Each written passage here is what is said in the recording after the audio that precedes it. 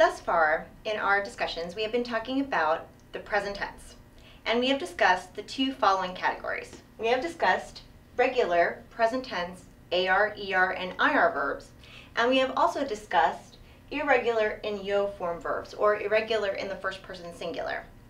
Today what we're going to talk about is the third category of verbs, which is irregular stem changing.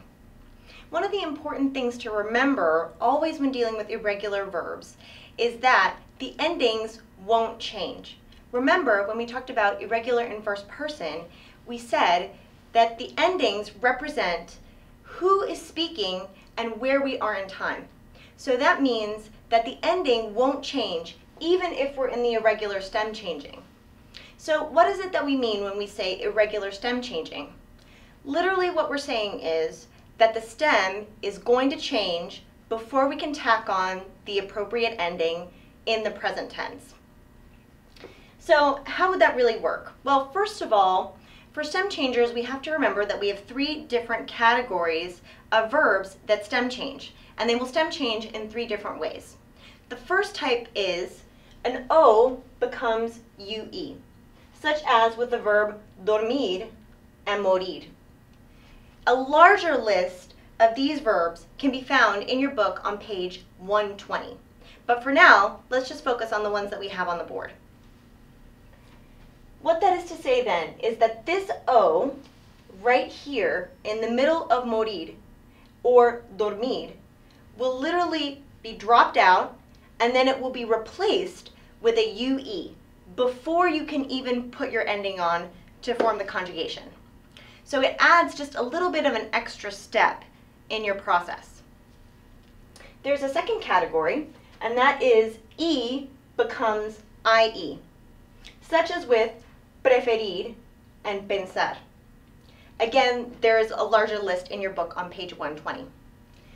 With these verbs, you will drop out this E in pensar, and you always choose, if you have multiple syllables with a verb, you're always going to choose whichever syllable it is that is closest to the ending. So in this case, right, you have two E's available, but the one that is closest to the ending is this one right here. So you will choose this E, and you would literally take that E out and replace it with an IE before you could put your ending on. We also have a third category, which is E becomes IE, such as with pedir and servir. In this case, this E and this E will be removed and they will be replaced with an I. Now, how do you know which verbs are in which category?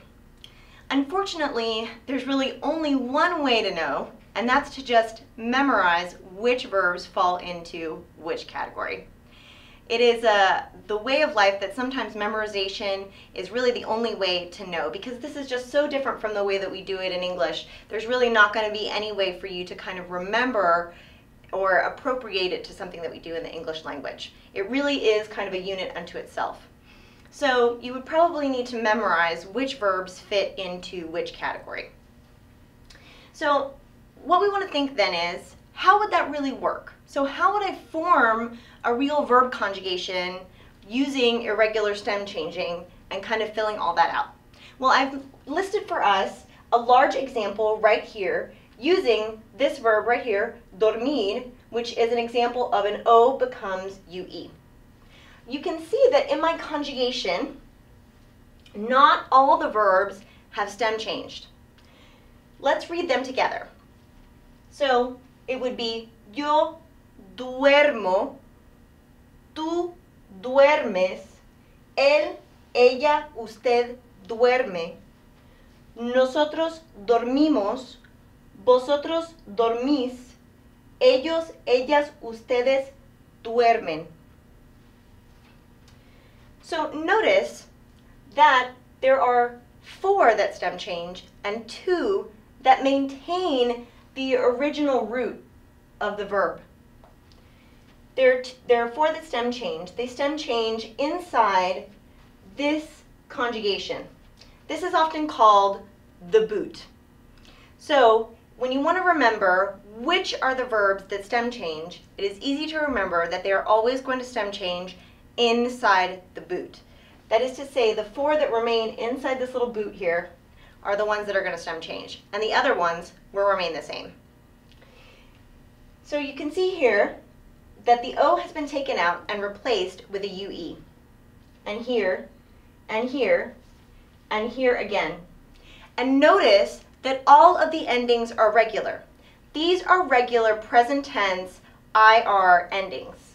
This is O, ES, E, IMOS, IS, and EN, just like with any other IR verb in the present tense. Now let's practice, or let's look at how this would work with maybe an E becomes IE and an E becomes I. I've given a small example down here with pensar. So here you can see, right, it forms the exact same conjugation inside this little boot area here, and I have literally replaced my E with an IE. So it becomes pienso, piensas, piensa, pensamos, pensáis, piensan. Here they have all been replaced, and here it has maintained the original integrity of the verb. Again, with pedir, it has done the same thing. I have taken the E out and I have literally replaced it with an I, but only inside the boot formation. So here I have pido, pides, pide, pedimos, pedís, piden. Now, what happens if I forget to stem change the verb? Well, unfortunately, yo duermo doesn't actually mean anything in Spanish. Similar to yo pienso is not actually a word. So if you forget to stem change, you're moving from communication to gibberish. Sometimes you will move from communication to another word that actually has nothing to do with the verb that you're trying to talk about. So stem changing is important as far as communication is concerned, and you really do need to do it. All right, now that we have learned how to conjugate stem changing verbs, what I would like for you to do is just practice a little bit. First, on the first side of a note card, I would like you to conjugate maybe one form, like O becomes UE, and pick one and conjugate it on the front. On the back, I would like for you to conjugate the other two forms. So the E becomes I and the E becomes IE. These can be found in your book on page 120, and I would like for you to pick one of each kind just to conjugate it on a note card, and then pop it on the corkboard whenever you get into class, and I will check it whenever I get a moment, and of course, as always, be prepared to share just in case I decide to call on you. Thanks, and I will see you in class.